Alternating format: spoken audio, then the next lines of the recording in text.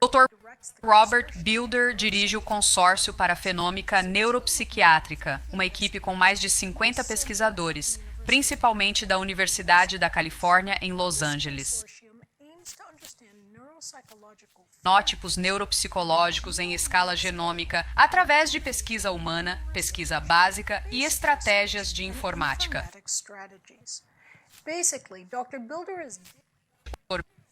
Trabalha para criar uma compreensão nova e fundamental sobre transtornos de personalidade e doenças que afetam a personalidade.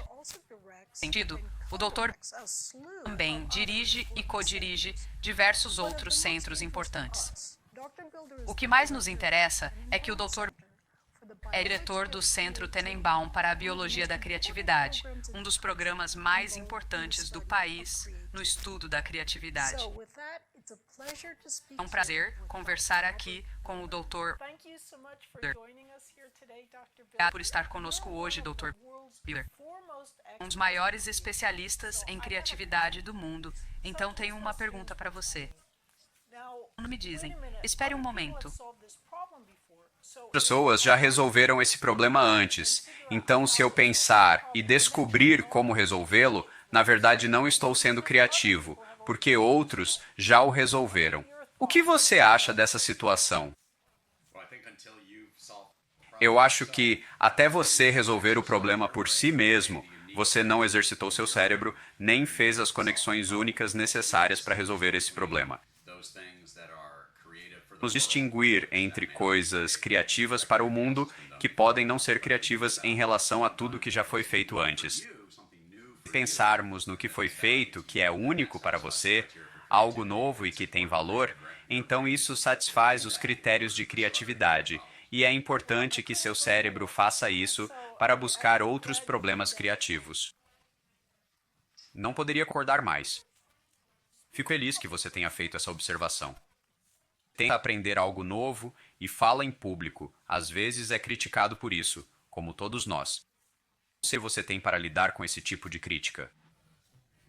Alguém me disse algo que me surpreende ter ouvido apenas há poucas semanas. Liderança é a capacidade de disfarçar o pânico.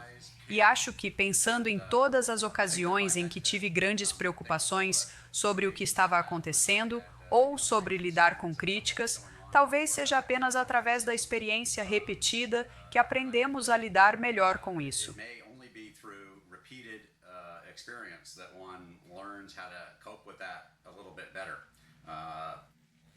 Sempre difícil, mas acho que o único conselho que posso dar aos outros é sempre adotar a mesma curiosidade sobre suas próprias falhas e dificuldades em ver o quadro geral e entender todo o problema, assim como faria com outros e com qualquer problema em geral.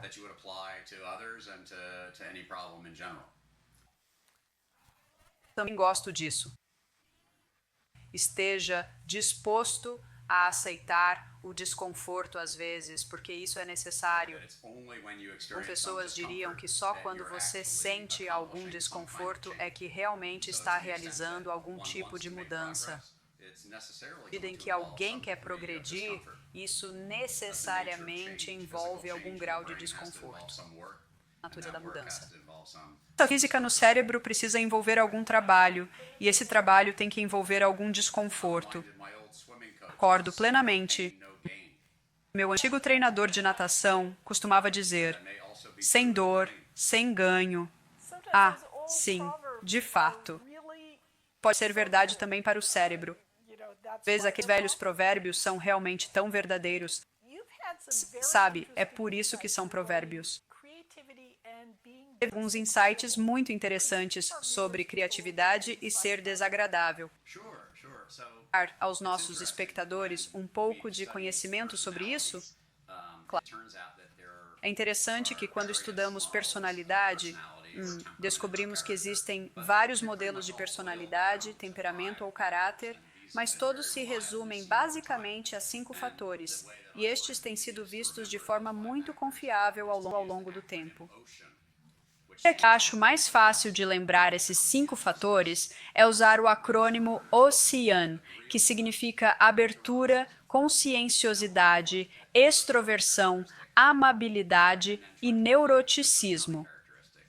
Analisamos as características de personalidade das pessoas e tentamos relacioná-las com seu grau de realização criativa, encontramos 2 correlações. Ela não é nada surpreendente. A novas experiências está associada à realização criativa. Então, encontramos algo que talvez não seja tão intuitivo, né? Correlação também com a agradabilidade, mas essa correlação é negativa. Significa que pessoas menos agradáveis ou mais difíceis tendem a mostrar maior realização criativa e acho que podemos ver isso como uma faceta do não conformismo. Desafiar o status quo, questionar modelos e não acreditam em algo só porque outros disseram, são pessoas com mais chances de alcançar sucesso criativo. Descoberta muito interessante e contraintuitiva. As pessoas pensam que ser agradável é uma característica positiva. Agradável é uma qualidade positiva. Ainda assim, existem ocasiões em que ser desagradável pode ultrapassar limites, nos ajudar a desafiar convenções anteriores e fazer aqueles avanços que estão fora da caixa. Acho que às vezes é difícil equilibrar entre ser agradável porque as coisas fazem sentido e às vezes recuar e estar disposto a ser desagradável porque algo não faz sentido para você. Às vezes você descobre que na verdade faz sentido, mas em outras ocasiões você tem razão em ser desagradável. Encontrar essa linha tênue de onde concordar e onde discordar, e estar disposto a discordar quando algo não parece certo, acho que essa é uma linha importante de se encontrar. Saber como equilibrar a abordagem correta, e de fato acredito que esse é um dos pilares fundamentais da criatividade. As definições básicas de criatividade, que geralmente enfatizam que, por um lado, qualquer produto, para ser considerado criativo, precisa ser novo, mas também deve ser útil ou valorizado por alguém. Isso envolve uma espécie de tensão entre fazer algo totalmente guiado pela sua própria visão das coisas e aquilo que acabará sendo adotado ou usado pelos outros. Você pode criar coisas novas, maravilhosas e estranhas, mas se forem demasiado novas ou estranhas, não serão consideradas maravilhosas pelos outros. Encontrar esse ponto ideal entre o que você considera mais novo, valioso e empolgante e o que os outros acreditam ser, acho que é um processo de deliberação e equilíbrio para toda a vida.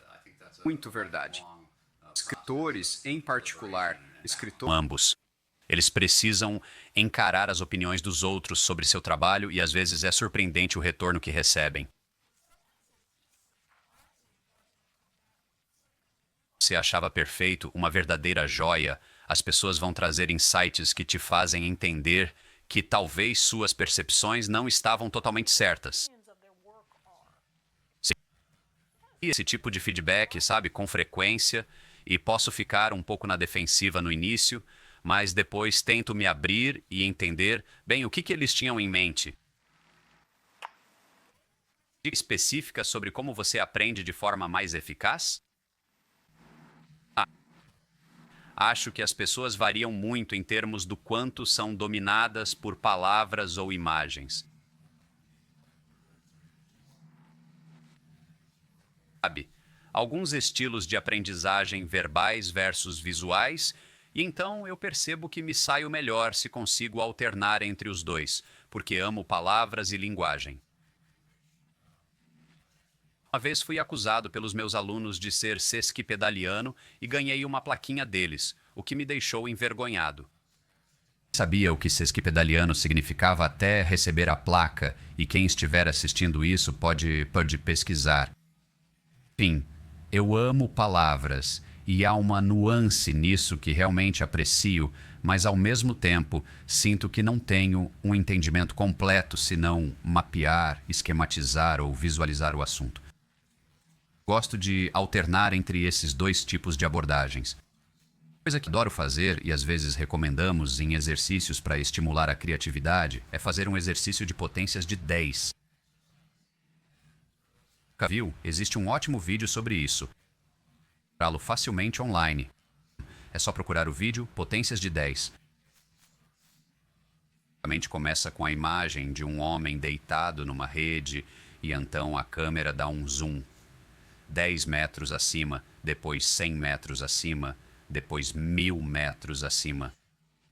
Lança por potências de 10 até que você está explorando o cosmos e o espaço, e então volta ao homem e depois entra em potências de 10 dentro da pele.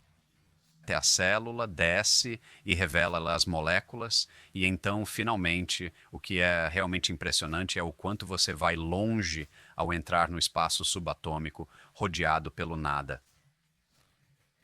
Que o próprio universo. Porque fazer esse exercício, ganhar perspectiva, tentar ver de uma altitude maior, recuar de um problema e pensar, bem, por que estou fazendo isso?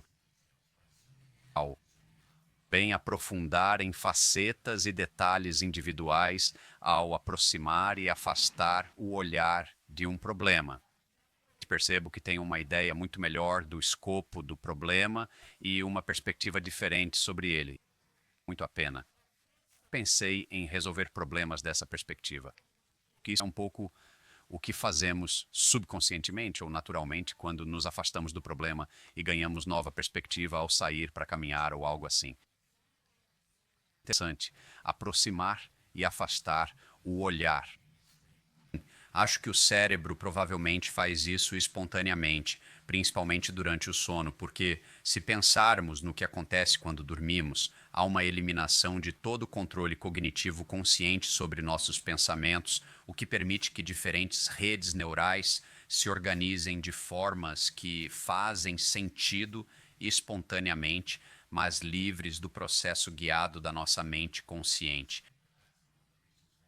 É uma das razões pelas quais as pessoas acordam do sono, de sonhos ou outros estados relaxados, quando não estão pensando em problemas e de repente encontram uma solução. Eles já estavam lá, mas foi preciso liberar, ao menos temporariamente, as restrições que aplicávamos ao problema para reconhecer uma nova solução. Em que Auguste Kekulé reconheceu o anel de benzeno ao ver a imagem da serpente mordendo o próprio rabo. Às vezes gosto de pensar nisso como um polvo de atenção que desliga durante o sono. Então os tentáculos podem vagar aleatoriamente e isso ajuda a criar algumas dessas ideias inovadoras. Acho que estava lendo minha mente, porque quando pensava em Auguste Kekulé, que sonhou com uma cobra mordendo o rabo, também pensei, e se em vez de uma cobra ele imaginasse uma aranha? Ou poderia ter sido um polvo. Então teríamos uma estrutura completamente diferente, de química orgânica, diante de nós. Teríamos descoberto o anel de benzeno. Dizem, insights que surgem do subconsciente assim podem ser inestimáveis, mas você sempre tem que verificá-los porque às vezes parecem certos, mas não estão. Sim. Os experimentos fantásticos que foram feitos na investigação inicial do LSD, o alucinógeno, onde diferentes drogas foram dadas às aranhas para ver qual impacto tinha nas habilidades delas de tecer teias. Muitas pessoas sentiam que se tornavam incrivelmente criativas sob a influência do LSD, e enquanto muitas achavam que tinham grandes insights sob a influência do LSD, as aranhas na verdade faziam teias péssimas quando estavam sob efeito do LSD. Muitas pessoas que anotavam seus pensamentos enquanto usavam LSD descobriram depois, quando não estavam mais sob o efeito, que o que haviam criado não era exatamente o que esperavam. Isso eu acho que é verdade. Há perspectivas interessantes na história sobre insights de diferentes pessoas sob efeito de drogas ou não. E às vezes acho que é surpreendentemente bom, mas outras vezes é surpreendentemente terrível. Definitivamente existe uma mistura aí. Estava visando com uma turma diferentes tipos de representações visuais de dualidades ou equilíbrios entre forças opostas. Então falamos sobre o símbolo Yin-Yang e o nó eterno tibetano. Símbolos, que é um dos meus favoritos, provavelmente porque eu entendo menos, são os giros ou cones que se cruzam, descritos por Yeats e sua esposa George. Essas imagens provavelmente foram criadas enquanto estavam sob influência de ópio. Com certeza vou pesquisar sobre isso agora.